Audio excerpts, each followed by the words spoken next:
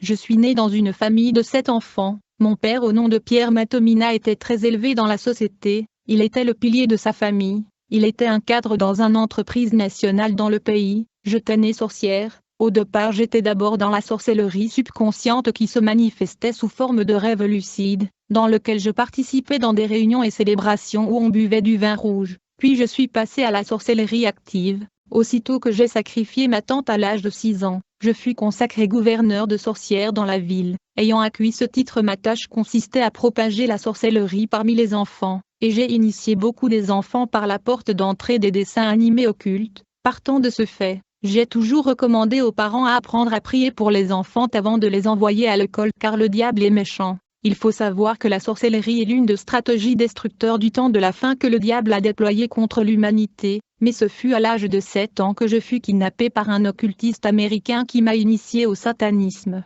Cet homme qui était écrivain et docteur me transporta dans la province de Bas-Congo. C'est ainsi que j'ai grandi à Kangu-Mayombe sous la direction de ce docteur et écrivain américain qui était un sataniste. Par ailleurs, il faut noter qu'il y a une différence entre un sorcière et une sataniste. Celui qui rencontre et assiste aux réunions de Satan est un sataniste. Cependant le sorcier ne travaille qu'avec le démon. Leur niveau est élémentaire. Au fil du temps, alors que je vivais chez ce sataniste américain, il m'a initié à la magie noire, et au fur et à mesure que je vivais chez lui j'étudiais la science occulte, car la magie consiste à étudier. Avec le temps nous avons voyagé en Afrique du Sud où j'ai étudié la magie rouge et jaune. Ainsi donc, après avoir traversé différentes initiations avec mon maître, on se rendit vers la rivière locale de Kisantu dans la province de Bas-Congo. Une fois que nous sommes arrivés au bord du rivière, mon maître se mit à réciter des prières magiques et incantatoires. À la suite de ceci, une portail interdimensionnelle fut ouverte dans l'eau.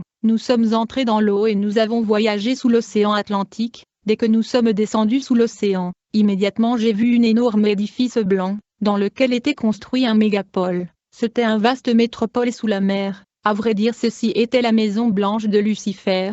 Il y avait 2 portails dans ce royaume sous la mer. La portail blanche menait à la ville et le lieu de rassemblement, et la portail rouge menait à l'autel qui est le haut lieu de sacrifice humain. En effet, la promotion dans le monde des esprits équivaut à l'effusion du sang humain. Je me souviens lorsque je suis venu au diable, j'avais signé un accord pour lui sacrifier 14 000 personnes.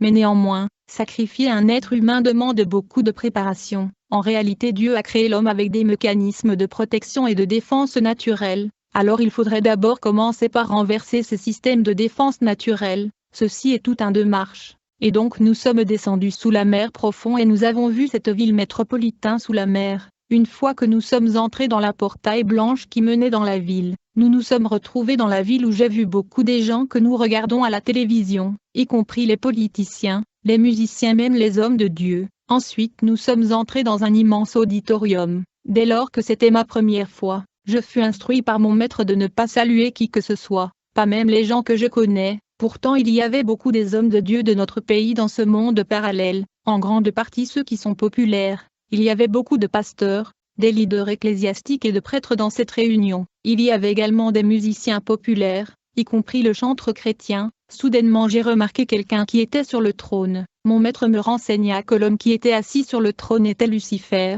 J'étais étonné par sa beauté, je ne pouvais pas accepter que c'était lui. Je n'avais que 12 ans quand j'ai rencontré Lucifer dans ce temple sous l'océan Atlantique dans la Maison Blanche. En fait, le diable a 3 temples dans le monde. Le premier temple est sous l'océan Atlantique qui est appelé la Maison Blanche. Le second temple est dans la zone souterraine de la Grande-Bretagne. Le troisième temple en Inde est le siège du gouvernement global de Lucifer, où il y a les représentatifs comme sénateurs, députés, gouverneurs. C'est là que les lois sont votées, et c'est là que se tienne le sommet annuel et mondial de satanistes du monde. Le quatrième temple est dans le Congo, plus précisément dans la province de Kisangani, dans le quartier de Kabondo. Les réunions se tiennent dans le cimetière de Kabamba. Ce temple est appelé Maison Foire de Kisangani. Quand j'ai rencontré le diable pour la première fois sous l'océan Atlantique, en raison de sa beauté je ne pouvais pas accepter que c'était lui. Pourtant dans la littérature il est représenté comme ayant des cornes, mais il était extrêmement beau. Donc dans ce rassemblement il y avait beaucoup de consécration de nouveaux satanistes.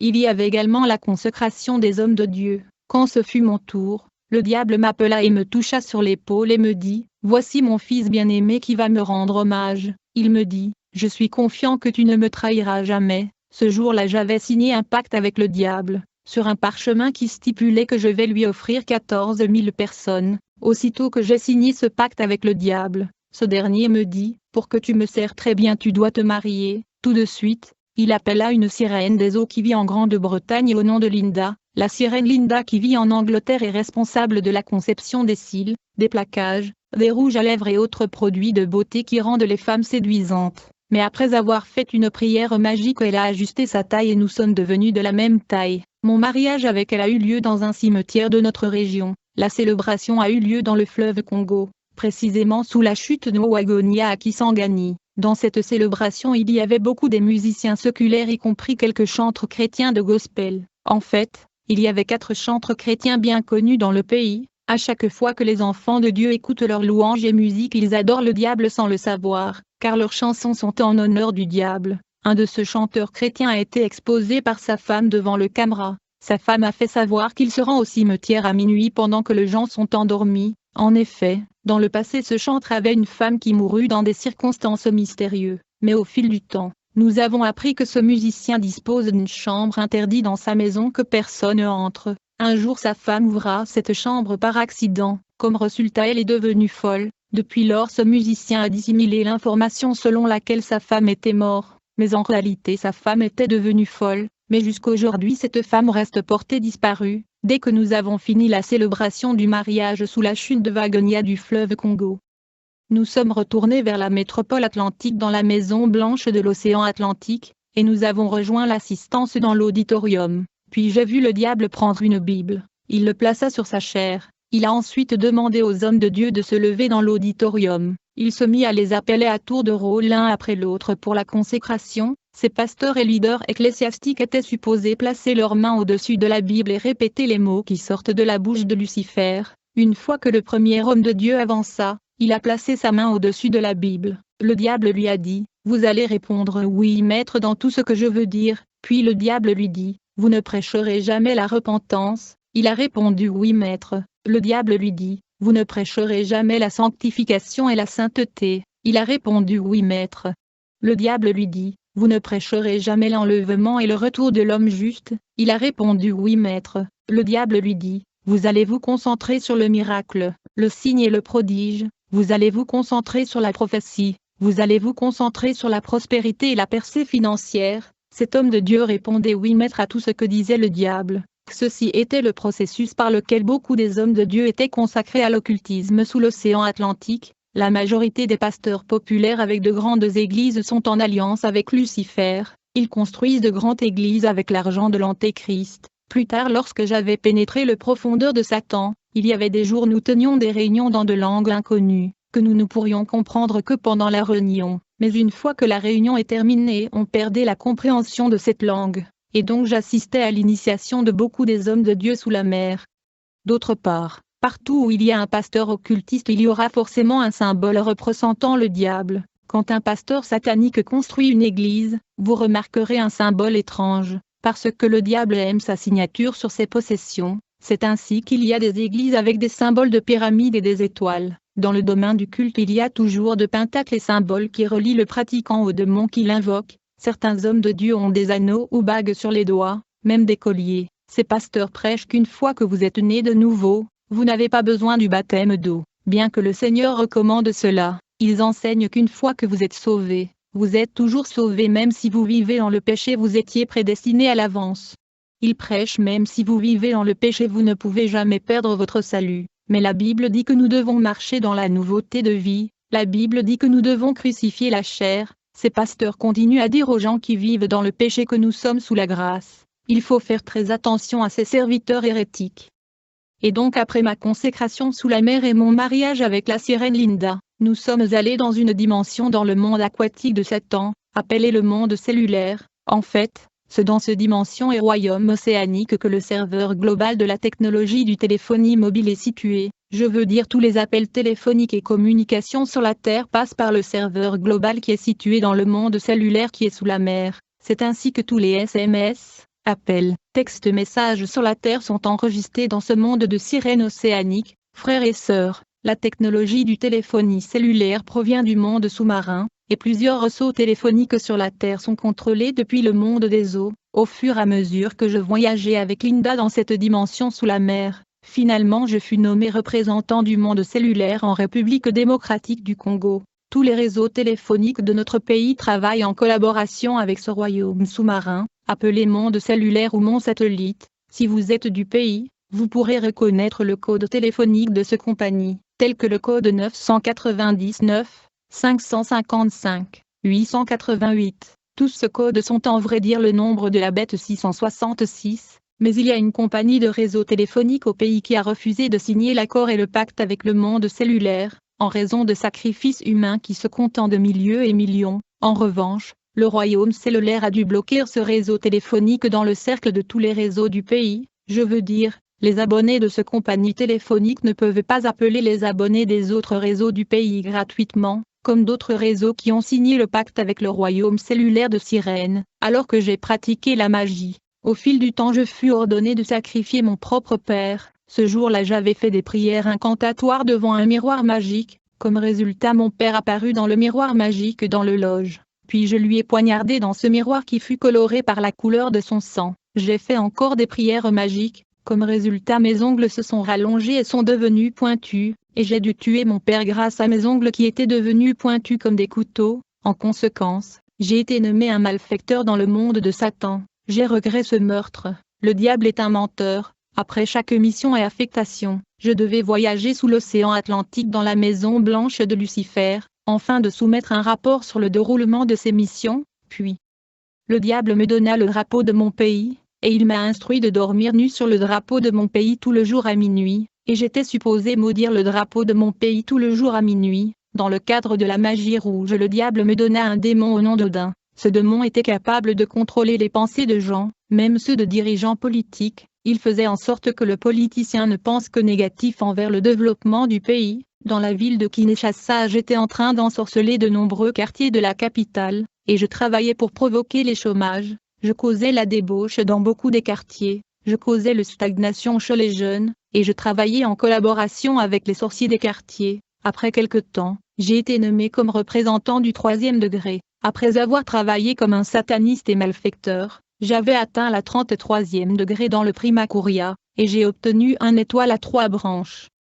Quand j'étais devenu malfaiteur, je devais sacrifier de milliers de gens à Satan, il fallait que j'obtienne le venin du serpent, et donc je rejoins mon maître dans notre loge. Aussitôt que je suis arrivé, il me dit de se concentrer et d'avoir ma bouche ouverte. Je devais respirer par mon nez, j'étais dans la concentration tandis que mon maître faisait les prières magiques. En conséquence, un long serpent était apparu, alors que ma bouche était ouverte. Ce serpent entra dans ma bouche, et il alla s'asseoir dans mon ventre. J'avais senti comme si ma langue était devenue amère. En effet, ma bouche était devenue la bouche du serpent. Mon salive était devenue le venin du serpent. Je fus instruit de sacrifier 12 personnes à Satan chaque année. Grâce au serpent qui était en moi, j'étais devenu rusé car les attributs du serpent étaient devenus ma caractéristique. À vrai dire j'étais devenu homme serpent. C'est comme ça que je me suis mis à sacrifier les jeunes filles innocentes par le venin de ma bouche. Je sortais avec les filles qui courent derrière les hommes pour l'argent dans les hôtels de la ville. À chaque fois qu'on faisait de tire-langue avec ces filles, elles étaient paralysées par mon salive qui était devenu le venin du serpent. Une fois qu'elles étaient paralysées, elles se retrouvaient dans l'inconscience. Ensuite je faisais de prières magiques. Comme conséquence mes ongles devenaient longs et pointus comme un vampire, et je poignardais mes victimes inconscientes avec mes ongles. Alors que le rituel dans le loge se poursuivait, mon maître continua de prier. En conséquence un scorpion a apparu et entra dans mon front. Le scorpion me donna le pouvoir de disparaître et de marcher dans l'espace. Le serpent m'avait rendu subtil. C'est ainsi que le jour de ma délivrance je marchais dans l'espace pendant 12 minutes, et les intercesseurs s'étaient enfuis. Mais plus tard quand j'étais devenu charlatan, j'ai facilité les femmes dans la procédure de l'avortement. Beaucoup de femmes venaient chez moi pour avorter. Je travaillais avec la déesse Kali, qui est la femme du dieu égyptien au nom d'Hindu Shiva. On travaillait pour faciliter l'avortement chez les femmes qui me fréquentaient. Je travaillais aussi avec la déesse Krishna de l'Inde. Il faut savoir qu'il y a 4 démons positionnés dans les 4 coins de la terre pour contrôler l'eau, le feu, la terre et l'air. Ils sont le démon Amadou Sankara, le démon Uriel Sankara, le démon Thomas Sankara et le démon Hindou Sankara. Ces 4 démons sont aussi des démons d'infiltration, des démons de suivi et de contrôle. Ils sont des démons qui contrôlent le royaume interdimensionnel du cimetière de la divinité indien Shiva. La plupart des gens qui travaillent au cimetière sont des sorcières. Je collaborais avec ces gens car je passais des jours et des semaines en prière dans le cimetière. En fait, j'étais initié dans les 36 chambres de Shaolin et l'opération Dragon. Comme je le dis, en termes d'avortement, je travaillais avec la déesse Krishna et Kali de la dimension de Dieu hindou Shiva. Alors quand une femme fréquentait notre loge pour l'avortement, je le demandais de carter ses jambes. Ensuite j'ai posé le cercueil sous ses jambes, et puis j'invoquais la déesse Kali, qui est la femme de la divinité hindoue Shiva, le dieu de l'Égypte et de l'Inde. La déesse Kali entrait dans le corps de la femme et elle ouvrait le col. Ensuite l'enfant sortait et tombait dans le cercueil que je mettais sous le jambe de la femme.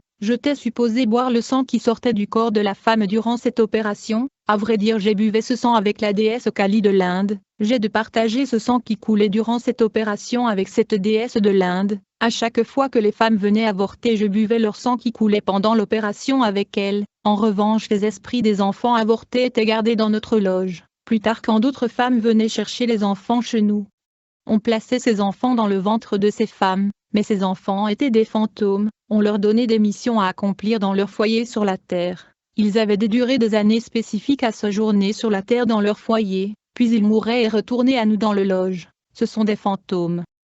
Je me souviens lors de ma première participation au sommet mondial de satanistes en Inde, j'avais vu un rituel de purification qui se déroule dans le temple de l'air, de la déesse Krishna. Les femmes qui subissent ces rituels se faisaient couper les cheveux pendant le rituel dans le temple de l'air, et ces cheveux étaient consacrés à la sirène Krishna. Ensuite ils passaient par des traitements, et ils étaient enfin vendus de par le monde. Mais ces cheveux contiennent des démons et sont consacrés à la déesse Krishna. C'est ainsi que toutes les femmes qui le mettent seront à la merci des démons attachés à ces cheveux. À vrai dire, ces cheveux sont des cheveux naturels, qui viennent de femmes indiennes qui ont subi de rituels dans le temple de l'air, raison pour laquelle ces cheveux ont une odeur corporelle. D'autre part, il y a aussi des cheveux synthétiques, en porcelaine qui sont conçus par des Chinois. Les cheveux conçus par les Chinois à partir de plastique ne subissent pas de rituels comme celles des Indiens qui sont consacrés aux démons. Néanmoins, de nos jours ces industries mélangent des cheveux naturels et des cheveux synthétiques. En tant qu'ancienne sataniste, je conseillerais aux femmes d'éviter les cheveux naturels. Si vous touchez les cheveux synthétiques, vous verrez que vous avez affaire au plastique. Dans tous les cas, il faut faire très attention. Vous ne pouvez pas prier pour des cheveux naturels qui sont consacrés à la déesse Krishna. Mais quand vous achetez des vêtements ou des chaussures, vous devriez prier avant de les utiliser. Moi personnellement, quand je veux acheter un vêtement dans le marché, je vérifie très bien, afin de voir s'il y a un logo, ou un symbole satanique. Une fois que je remarque un logo satanique, je n'achèterai pas ce vêtement, parce qu'il y a des industries appartenant à des gens qui sont des satanistes. Ils ont signé des pactes avec Satan. Ils conçoivent des vêtements, des cosmétiques et des produits de beauté avec l'intention de détruire les enfants de Dieu. Par ailleurs, il y a un rouge à lèvres appelé Jacqueline qui doit être évité, car la princesse Jacqueline est la sirène des toilettes. Quand une femme met ce rouge à lèvres, elle deviendra plus séduisante, en comparaison d'autres marques de rouge à lèvres. Ces sirènes conçoivent beaucoup de lotions que nous utilisons comme Dame Kali ou Top Clair. Le diable est entré dans toutes les industries, et il contrôle toutes les industries, non seulement les industries cosmétiques et hygiéniques, même alimentaires. Il y a une acide qui est populaire dans le pays que l'on appelle l'assiette 555. Vous ne verrez jamais l'industrie qui le fabrique, mais on dit que cela vient de décideurs. Mais ces décideurs ou chefs des entreprises sont pour la plupart de satanistes. Ils conçoivent des articles qui affectent l'humanité et les chrétiens sur la terre. Ces acides affectent la famille qui les utilise. Ces acides sont nauséabonds parce qu'ils sont démoniaques. Avec le temps, ces objets vont disparaître parce que le temps qui leur est imparti sur la terre va expirer. Je me souviens d'une marque appelée Xara, mais cette industrie est aussi une loge occultique. En fait, je me souviens une fois que je priais pour la délivrance d'une dame, un démon se manifesta et me dit que son nom était Xara. Le démon parlait au travers de cette femme et me disait que la dame l'avait invitée par elle-même, et quand nous avons vérifié, nous avons remarqué que la dame avait un logo de Xara sur son corps qui était caché. Elle ne pouvait pas savoir que c'était un démon. Il faut éviter les tatous, parce que ces images de scorpions, dragons, même les fleurs ont des significations.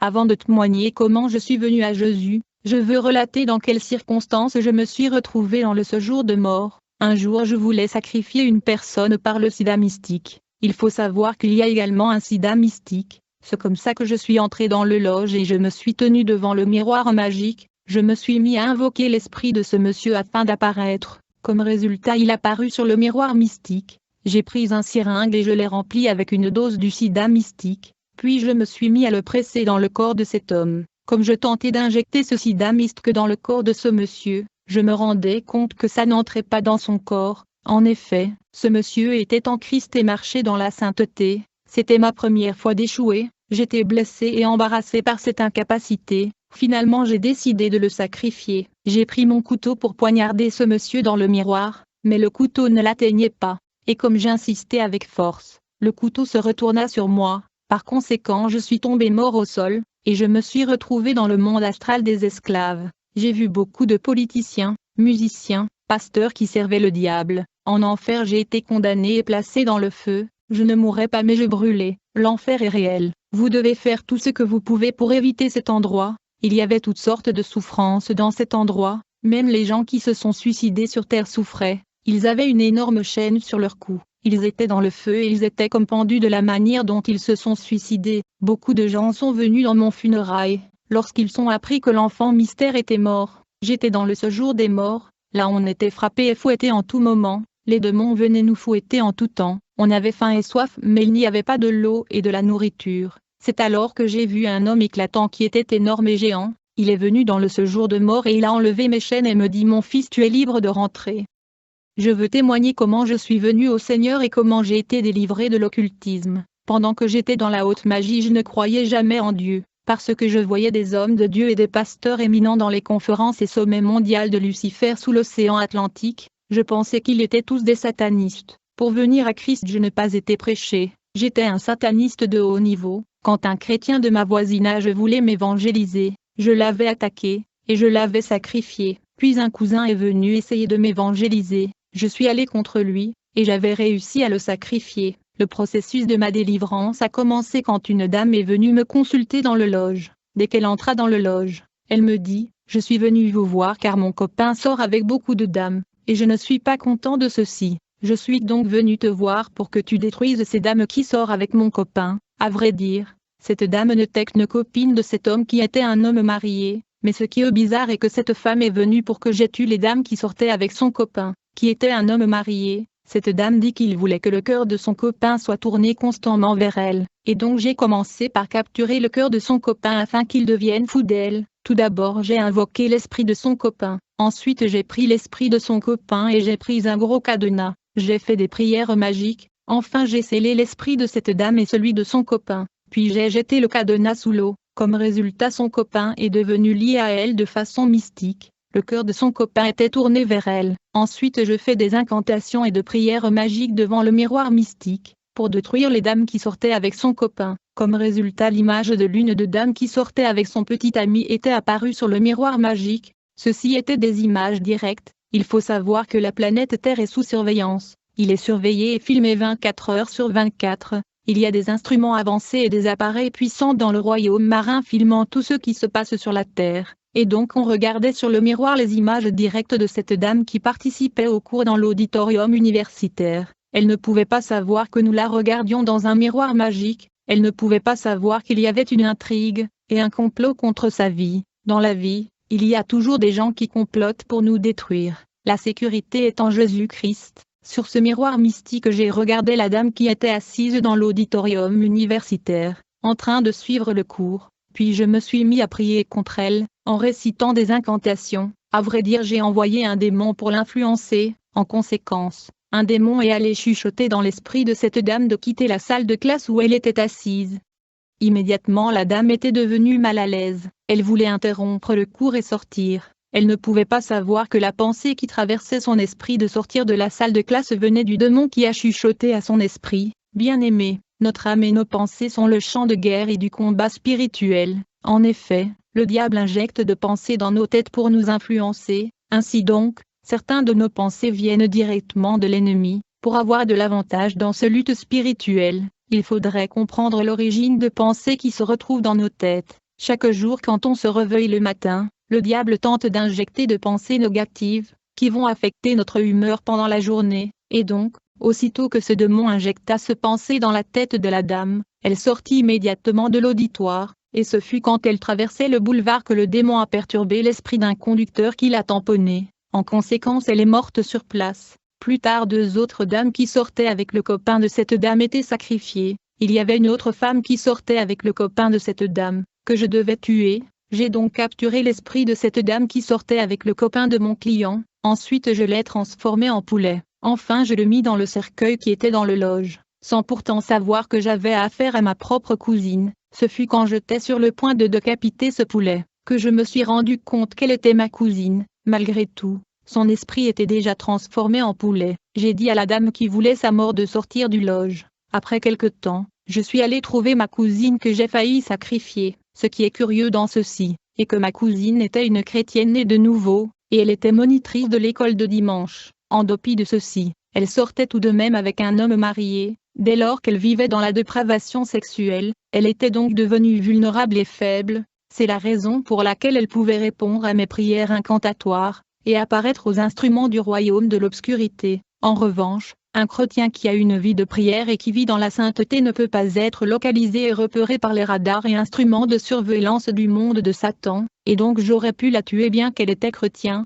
ceci dû au fait qu'elle était dans la fornication. Le péché rend le chrétien vulnérable et repérable dans le monde de Satan, mais la vérité est que le chrétien qui marche dans la sainteté n'apparaît pas dans les instruments et appareils du monde des ténèbres. J'ai demandé à ma cousine si elle sortait avec cet homme, mais elle refusa d'accepter. Je l'ai conviée à venir dans le loge et je lui ai montré son image dans le miroir magique. Quand elle se vit dans ce miroir mystique, elle était surprise. En fait, elle a pissé sur son vêtement. Étant donné que j'avais transformé son esprit en poulet, je devais faire un rituel pour annuler le rituel sacrificiel, afin de retourner son esprit à la forme humaine. J'ai essayé de faire le prière et formule magique pour la sortir de la captivité et restaurer son esprit, mais toutes mes tentatives avaient échoué. Plus tard, nous sommes allés visiter la rivière de Kisantu, afin que je puisse entrer en contact avec les dieux du royaume des eaux, et annuler sa captivité et retourner son esprit à la forme humaine. Nous sommes donc allés à minuit à la rivière Nezadinkizi. J'ai contacté le monde de Polium,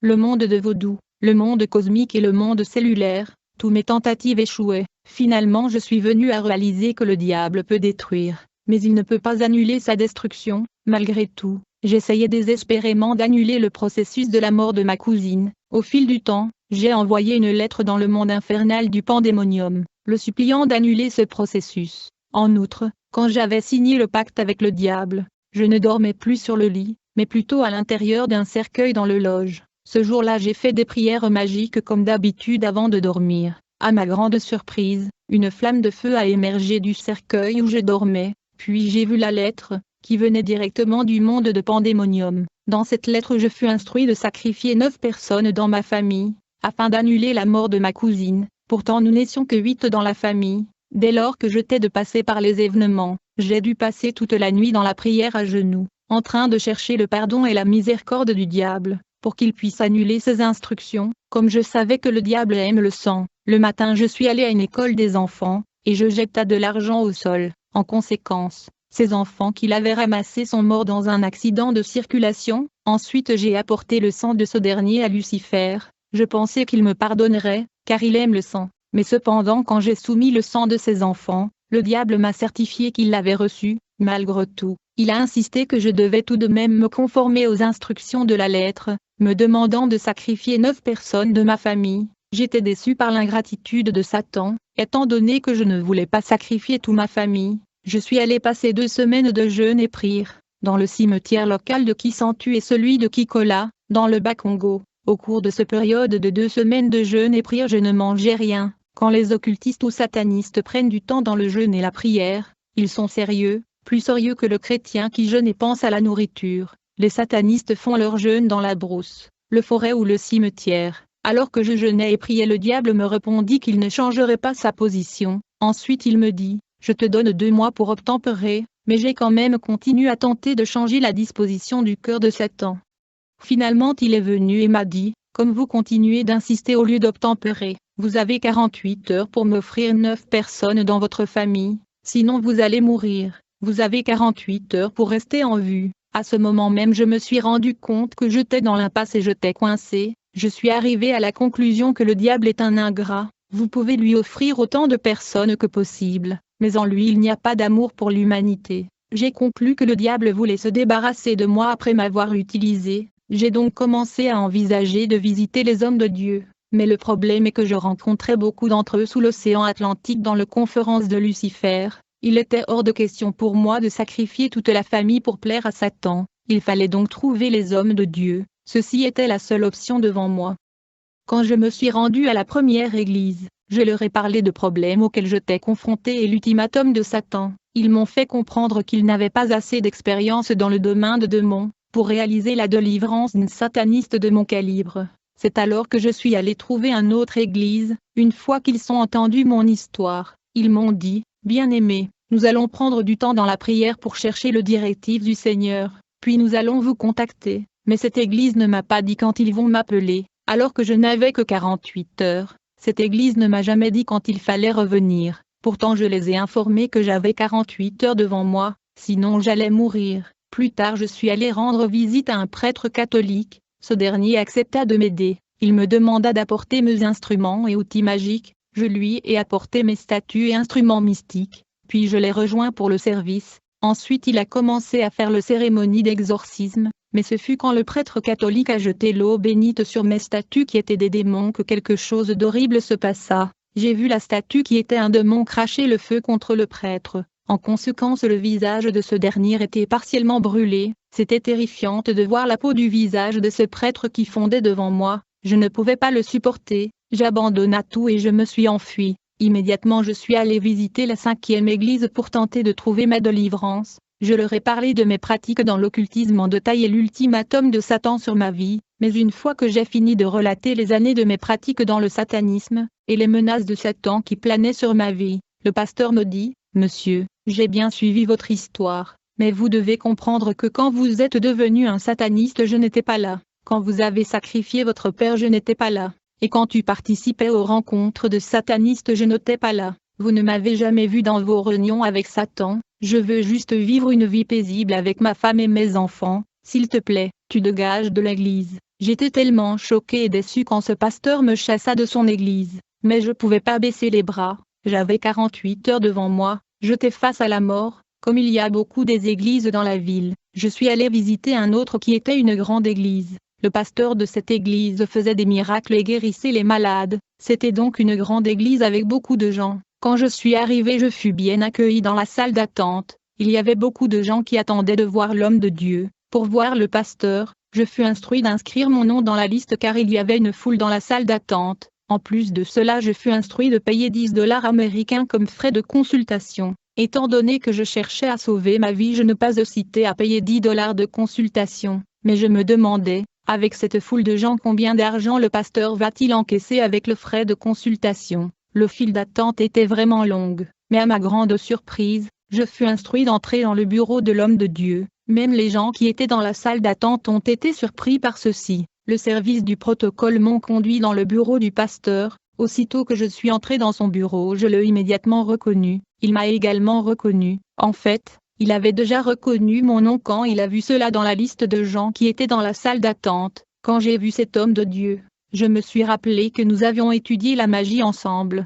Nous avons été initiés à la magie rouge et jaune en Afrique du Sud. J'ai pensé qu'il s'était sincèrement converti. Je lui expliqua le menace de Satan sur ma vie et ma recherche de délivrance. Mais il me conseilla de ne pas abandonner la magie. Il me dit d'apporter mes instruments magiques pour que nous puissions combiner mes pouvoirs magiques avec sa magie dans le but d'accroître la puissance et le nombre des gens dans l'église. Il me promit de me consacrer diacre dans l'église. J'étais vraiment déçu car j'avais l'ultimatum de Satan. Une fois que je suis sorti de cette église je suis rapidement allé trouver une autre église. J'étais très bien accueilli. Ils m'ont demandé de raconter mon histoire en détail. Je me suis mis à relater en détail mes pratiques magiques. Un évangéliste écrivait tout ceci. Au fur et à mesure que j'entrais en profondeur de mon histoire, j'ai réalisé que l'évangéliste qui écrivait mon histoire était submergé par la peur. Alors qu'il écrivait ses mains tremblaient et il devenait mal à l'aise. Comme il continua de crier, j'ai vu ses mains qui tremblaient de peur. Quelques minutes plus tard, il me dit qu'il devait se soulager.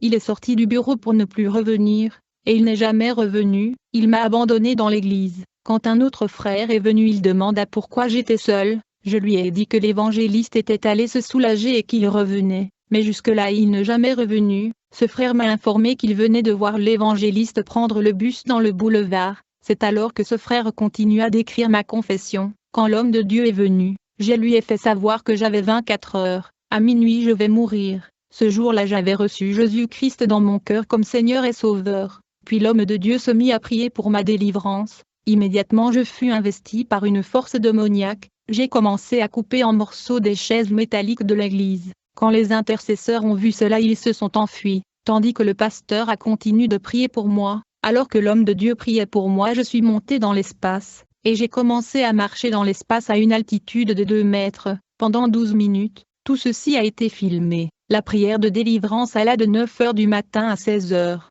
Puis l'homme de Dieu arrêta la prière. Le pasteur me demanda de rentrer à la maison, et d'apporter tous les outils et instruments magiques le jour suivant. J'ai dit à l'homme de Dieu que c'était le dernier jour de l'ultimatum de Satan. À minuit j'allais mourir. J'avais peur parce que c'était le dernier jour de Lucifer.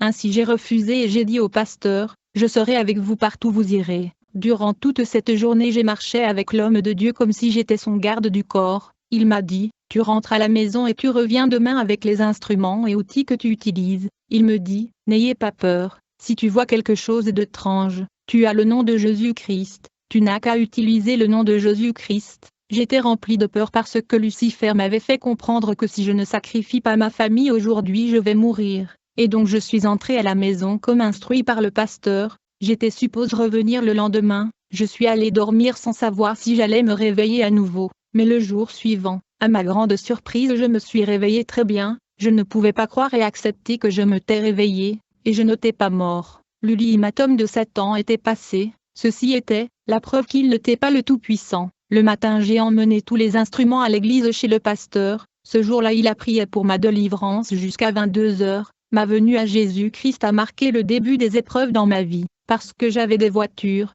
des maisons et des comptes bancaires que j'avais reçus dans l'occultisme. J'ai dû tout perdre et recommencer à zéro avec Jésus-Christ. D'autre part le diable ne voulait pas baisser le bras et me lâcher. Car le jour que j'avais signé le pacte avec lui, j'avais juré de ne pas le tourner le dos. Mais vu qu'il ne pouvait rien contre moi, il a mis mon nom dans la liste des personnes recherchées. En conséquence, il eut une publication et communiqué dans le Pandemonium, qui annonçait qu'une récompense sera donnée à quiconque va me capturer mort ou vivant. Quiconque me tuera était promise une récompense par Satan. C'est ainsi que quelques jours après ma délivrance, alors que je marchais dans la rue, j'ai été capturé et séquestré par un groupe de gens. Ils m'ont jeté dans un jeep et ils m'ont lié. Quand je suis entré dans cette jeep, j'ai vu mon maître qui m'avait initié à l'occultisme. Sans tarder ils m'ont emmené dans la province de Bas-Congo, précisément vers la rive du fleuve Congo. Quand nous sommes arrivés à la rive de fleuve, j'ai vu mon maître se mettre à réciter de formules magiques pour me transporter dans le monde sous-marin de l'océan Atlantique. Cet endroit où nous étions était un portal vers le royaume sous-marin de Lucifer. Pendant qu'il discutait avec ses agents, j'ai remarqué qu'il avait oublié leur téléphone dans la voiture. Très rapidement je l'ai pris, et j'ai appelé un intercesseur. J'ai informé cet intercesseur que j'étais enlevé par mon maître. Ce dernier ne pouvait pas le croire. Quand les agents de mon maître avaient remarqué que j'utilisais le téléphone, ils l'ont pris. Puis mon maître m'a sorti de la voiture et nous sommes entrés dans le fleuve. Nous avons commencé à voyager à la vitesse de la lumière, jusqu'à la maison blanche de Lucifer sous l'océan Atlantique. Quand nous sommes arrivés il y avait un rassemblement de satanistes dans le temple. C'est comme s'ils nous attendaient à l'avance. J'ai réalisé que mon kidnapping était une opération bien organisée avec une récompense pour celui qui réussira. La préoccupation de Satan était dans le fait que je ne devrais pas vivre pour témoigner ce que j'ai fait et ce que j'ai vu dans le royaume des ténèbres, car je savais trop, je devais mourir, de peur que je ne révèle ses secrets. En effet, j'avais atteint le 33e degré de Primacuria, et je connais le 99 secret du diable. Quand nous sommes arrivés dans le temple de ce royaume atlantique, on me ligota avec des chaînes, et on me fit asseoir sur un siège en attendant mon exécution, car mon maître qui avait réussi à me séquestrer devait être récompensé dans une cérémonie d'intronisation, et j'ai vu le diable couronner mon maître qui a réussi à me capturer. J'étais enchaîné alors que l'intronisation de mon maître avait lieu. Mon maître était consacré par le diable pendant que j'étais là en train d'observer. J'étais comme frappé de paralysie. Je ne pouvais pas bouger ou parler. Après l'intronisation de mon maître, je devais subir la sentence de la peine de mort. Du coup mon maître qui a parvenu à me capturer se mit à faire des incantations et prières magiques, pour capturer mon esprit et le projeter dans le tableau noir. Alors que ceci avait lieu, Ma bouche était fermée et mon corps était comme paralysé, alors que les incantations et prières magiques se poursuivaient. Je commençais à sentir mes oreilles s'ouvrir et ma bouche devenir léger. Quand j'ai réalisé que je pouvais parler, immédiatement j'ai fait une prière. J'ai dit: Jésus-Christ, sauve-moi, bien-aimé. Quand je prononçais le nom de Jésus-Christ dans le temple de Satan, tout à coup j'ai vu Lucifer à genoux, puis j'ai vu les satanistes du monde y compris mon maître qui était terrassé au sol. Soudainement un être de lumière a atterri dans ce temple, alors que l'assistance des satanistes et leur maître étaient paralysés au sol. Cet ange de l'Éternel enleva le chêne avec lequel j'étais lié. Il me fut sorti de cet endroit, et nous avons commencé à voyager dans la vitesse de la lumière au-delà de l'océan Atlantique. Il m'a conduit jusqu'à la rivière locale de ma province du Bas-Congo. Quand je suis sorti de la rivière, l'homme de lumière qui était l'ange de l'Éternel a disparu. Vous devez comprendre que tout ceci m'arriva avec mon corps physique, parce que j'ai été kidnappé et emmené au temple atlantique physiquement. Puis je suis retourné à l'église et j'ai passé 14 jours avec les intercesseurs. Ce dernier m'ont dit ceci: quand tu nous as appelés pour nous informer que tu étais kidnappé, on se rassembla et on a commencé à prier pour vous. Comme résultat, le Saint-Esprit se mit à nous révéler tout ce qui vous arrivait. Quand vous êtes entrés dans le fleuve, l'Esprit Saint nous a informés, et nous avons prié pour vous sur la base de ce que le Saint-Esprit nous a révélé. Lorsque vous êtes arrivés dans le temple sous l'océan Atlantique, le Saint-Esprit nous a signalé et fait savoir que vous étiez enchaînés. Nous avons commencé à prier. Alors qu'on priait, l'Esprit Saint nous a informé que l'ange du Seigneur a été envoyé, et quand il descendu dans le temple pour vous délivrer et sauver, le Saint-Esprit nous a également informé de cela. Et quand tu as émergé de la rivière, nous étions également informés. Bien-aimés, les intercesseurs m'ont dit tout ce que j'avais traversé. Après quelques jours de prière, je suis entré à la maison.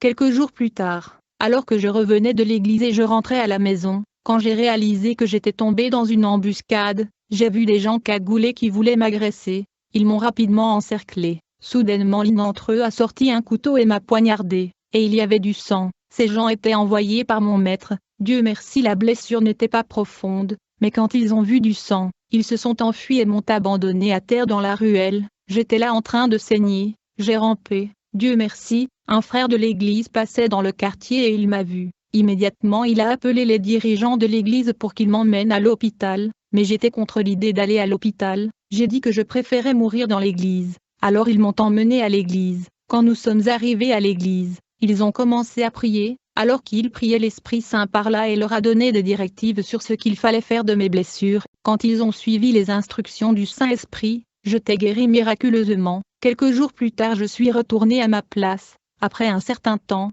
alors que j'étais à la maison, j'ai commencé à entendre un vent puissant souffler dans la maison. Cette fois-ci, c'était Lucifer lui-même. Quand il a apparu, il tenait le parchemin où j'avais signé le pacte de ne pas lui trahir. Il me rappelait le pacte que j'avais signé avec lui dans le royaume de mer. Puis il me dit: vous allez